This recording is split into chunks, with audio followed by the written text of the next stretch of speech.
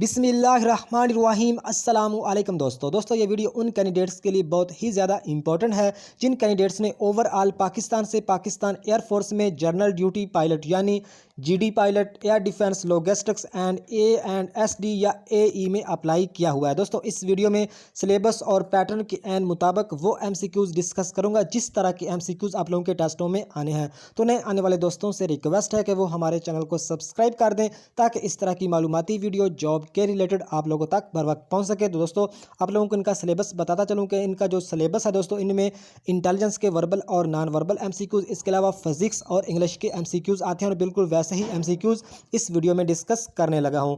तो वीडियो का आगाज़ करते हैं।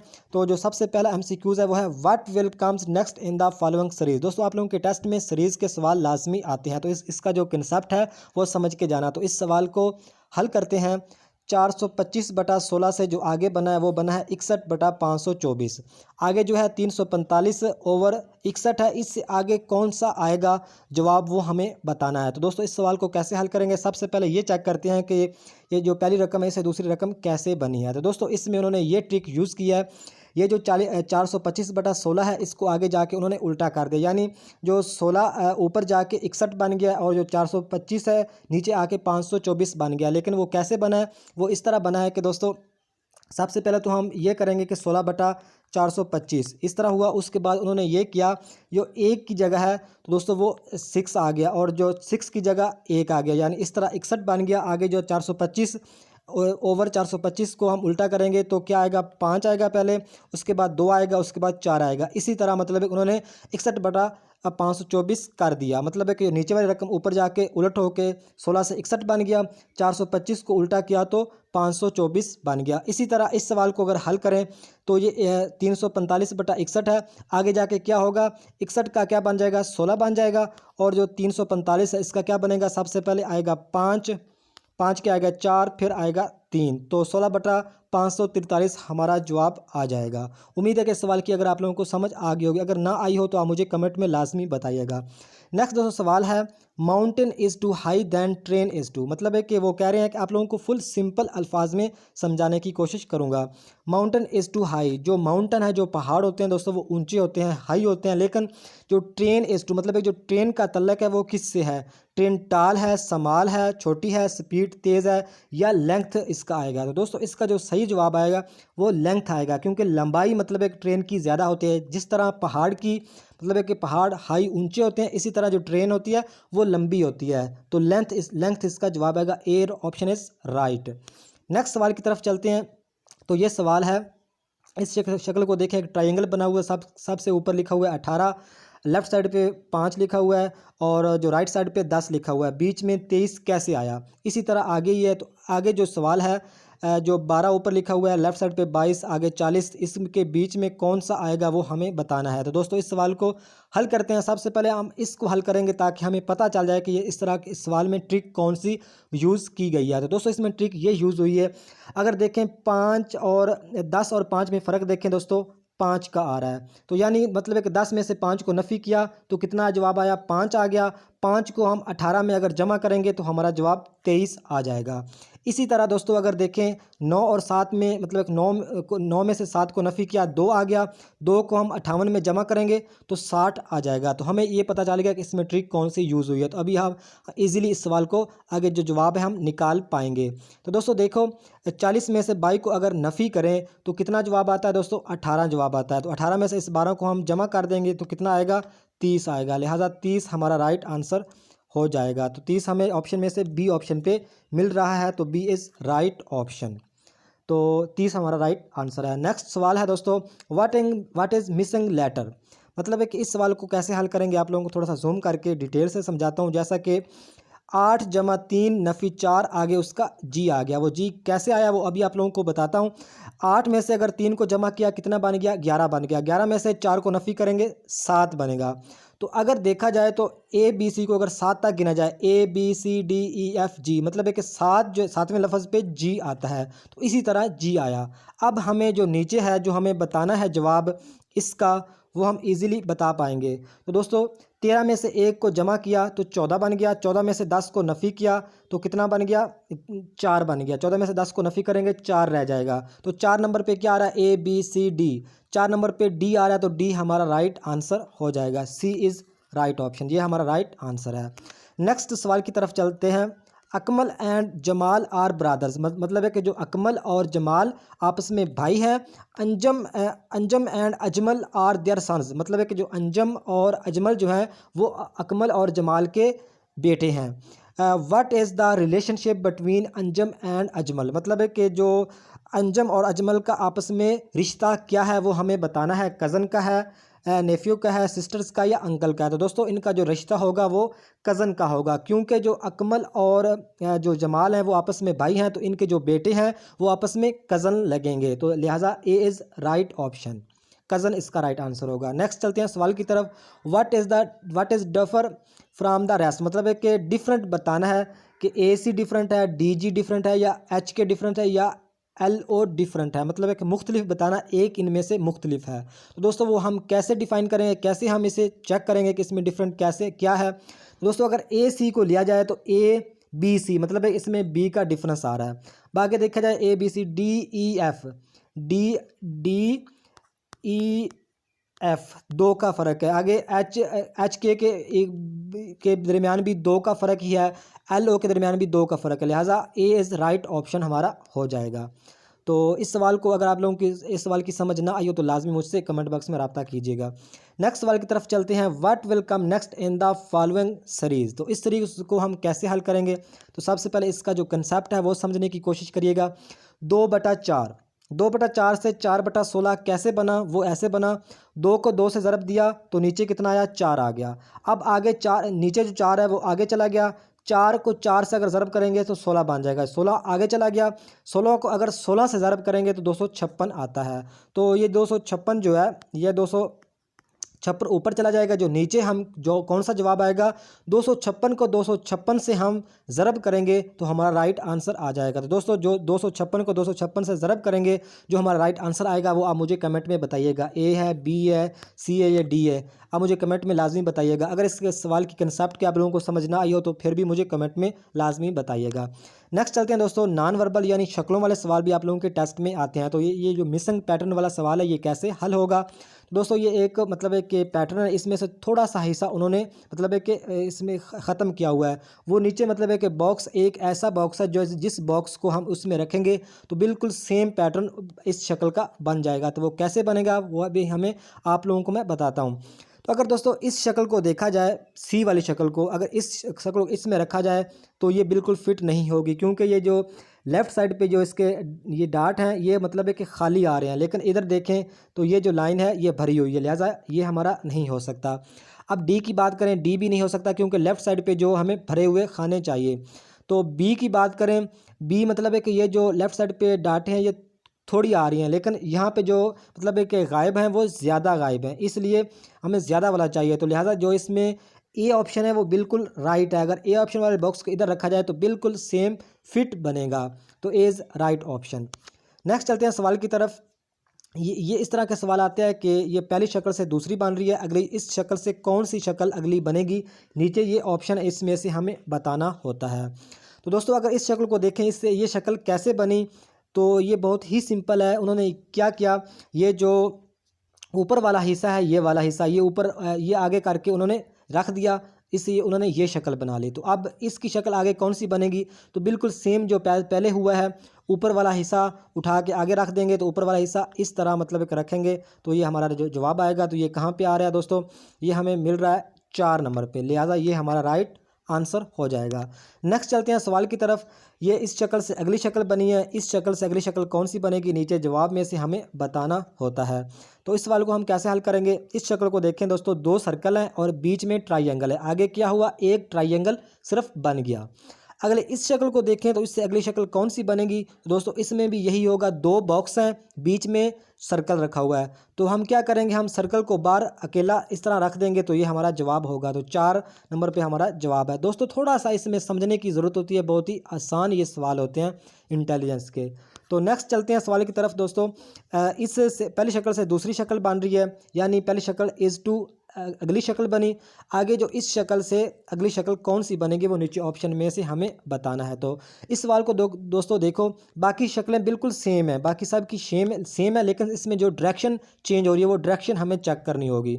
तो इस शक्ल को देखें दोस्तों, जो तीर है बीच में, तीर ऊपर की तरफ जा रहा है। इससे जो अगली शक्ल बनी उसमें उन्होंने क्या किया, एक तो उसकी डायरेक्शन चेंज कर दी, जो शक्ल की डायरेक्शन उन्होंने मतलब है कि चेंज कर दी। दूसरा, जो तीर ऊपर की तरफ जा रहा था अगली शक्ल में, वो तीर लेफ्ट साइड की तरफ जा रहा है। इसी तरह हम अगले इस शक्ल को भी क्या करेंगे, एक तो इसकी डायरेक्शन चेंज करेंगे, यानी इस तरह की शक्ल बन जाएगी, इस तरह की शक्ल बनेगी, मतलब है कि डायरेक्शन चेंज होगी। दूसरा क्या होगा, टी जो ऊपर की तरफ उसका मतलब है कि लाइन है टी की, तो अगली शक्ल में क्या होगी, ये लेफ़्ट साइड पे वो जा रही होगी। तो लेफ़्ट साइड पे मतलब है कि इस तरह जा रही होगी।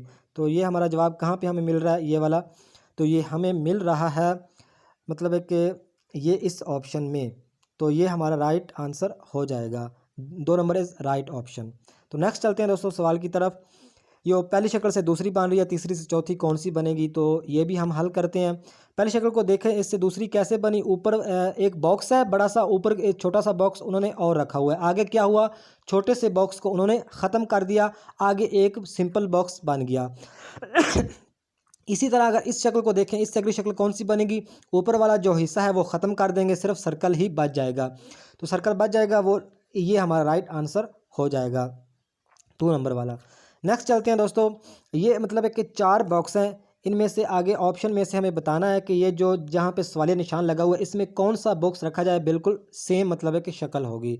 तो दोस्तों ये तो बहुत ही आसान सवाल है। इस शक्ल को देखें, इससे नीचे वाली शक्ल बिल्कुल सेम है, तो इस शक्ल को देखें, सेम टू सेम इस तरह की शक्ल हमें चाहिए और जवाब में से। तो ये हमारी शक्ल आ रही है, इसको अगर इसमें रखा जाए तो बिल्कुल सेम मतलब है कि एक उनका जो सिस्टम है वो बन जाएगा। इस शक्ल को हम नहीं रखेंगे क्योंकि इनकी जो डायरेक्शन है वो चेंज है, हमें डायरेक्शन इस तरह की चाहिए, राइट से जो मतलब है कि लेफ़्ट से नीचे की तरफ आ रही हो। तो लिहाजा ये हमारा राइट आंसर हो जाएगा। नेक्स्ट चलते हैं दोस्तों, ये 9 शक्लों वाला सवाल है, इनमें से एक मिसिंग होता है, वो हमें बताना होता है कि कौन सा मिस है। तो दोस्तों इस सवाल को आप लोगों ने थोड़ा सा गौर से समझना होगा। इसमें उन्होंने ट्रिक ये यूज़ की हुई है कि एक बॉक्स में उन्होंने मतलब है कि 4 डॉट मतलब है कि फिल नहीं किए हुए, और 2 जो बॉक्स हैं मतलब है कि 3 दायरे, 4 दायरे अनफिल हैं और 2 जो बॉक्स हैं वो फिल हैं। अगली शक्ल क्या होगी, 3 से आगे 4 मतलब है कि जो अनफिल हैं वो 3 हो गए, जो फिल हैं वो आगे जाके मतलब है कि 2 से 3 हो गए। तो आगे क्या हुआ, अगली शक्ल में जो खाली हैं दायरे वो जाके 2 हो गए। मतलब है कि समझने की बात यह है कि इसमें जो जो अनफिल हैं, जो भरे हुए नहीं हैं सर्कल, वो आगे जाके थोड़े हो रहे हैं, लेकिन जो बॉक्स भरे हुए हैं वो आगे जाके ज़्यादा हो रहा है। सिर्फ यही उन्होंने ट्रिक यूज़ की हुई है। तो हम इसको देखें, इसमें मतलब है कि 2 डॉट अनफिल हैं, तो आगे जाके 1 डॉट हो गया और एक जो बॉक्स है वो भी भरा हुआ है। अगला जो हमारा जवाब आएगा वो क्या होगा, उसमें ये होगा कि ये जो बॉक्स है ये तो होगा ही नहीं, क्योंकि यहाँ पे ए के आगे 0 होगा, लेकिन जो ये है भरा हुआ जो बॉक्स है वो 2 हो जाएंगे। तो 2 हो जाएंगे, वो हमारा राइट आंसर ये वाला हो जाएगा जिसमें 2 हैं। उम्मीद है कि आप लोगों को इस सवाल की समझ आ गई होगी दोस्तों। तेज़ी इसलिए कर रहा हूँ क्योंकि काफ़ी आगे भी फिज़िक्स के और इंग्लिश के एमसीक्यूज़ भी करने हैं। अगर आप लोगों को समझ ना आए तो बिल्कुल डिटेल वीडियो मैं नेक्स्ट बना दूंगा, जिसमें आप लोगों को स्टेप बाय स्टेप एक सवाल पे चाहे 3-4 मिनट खर्च होते हुए मैं उस तरह की वीडियो भी बना दूंगा। तो नेक्स्ट चलते हैं दोस्तों, ये जो फिज़िक्स के एमसीक्यूज़ शुरू हो गए हैं, मोस्ट इंपॉर्टेंट एमसीक्यूज़ हैं दोस्तों, साथ साथ आप लोगों ने याद करते जाना है। पहला सवाल है, the light reach on earth from sun through. तो इसका राइट आंसर आएगा रेडिएशन। मतलब है कि the light reach on earth from sun through, तो ये किसके ज़रिए आती है, रेडिएशन। इसका जवाब है रेडिएशन। नेक्स्ट सवाल है, all the motion in this universe are. तो इसका आंसर है relative motion, relative motion. Next सवाल है, if the value of moment arm is 0 then the torque produced will be. तो इसका क्या आएगा, 0 ही इसका राइट आंसर होगा। दोबारा बताता हूँ, if the value of moment arm is 0 then the torque produced will be. तो इसका क्या आएगा, प्रोड्यूस करेगा 0। नेक्स्ट चलते हैं दोस्त सवाल की तरफ, ट्रांजिस्टर्स कंटेन्स। तो इसका राइट आंसर है PNP एंड NPN जंक्शन। तो नेक्स्ट चलते हैं सवाल की तरफ, पी टाइप मटेरियल कंटेन्स। तो इसका राइट आंसर आएगा holes. P type material contains, तो पी टाइप जो मटेरियल होता है उसे क्या बोलते हैं, होल्स का मतलब है कि ये कंटेन है। नेक्स्ट चलते हैं दोस्तों, the expression for isothermal process is, तो इसका राइट आंसर आएगा दोस्तों जो expression for isothermal process is, तो Q इक्वल डब्ल्यू इसका राइट आंसर है। नेक्स्ट चलते हैं सवाल की तरफ। Natural frequency of simple pendulum depends upon, natural frequency of simple pendulum depends upon, तो इसका राइट आंसर क्या आएगा?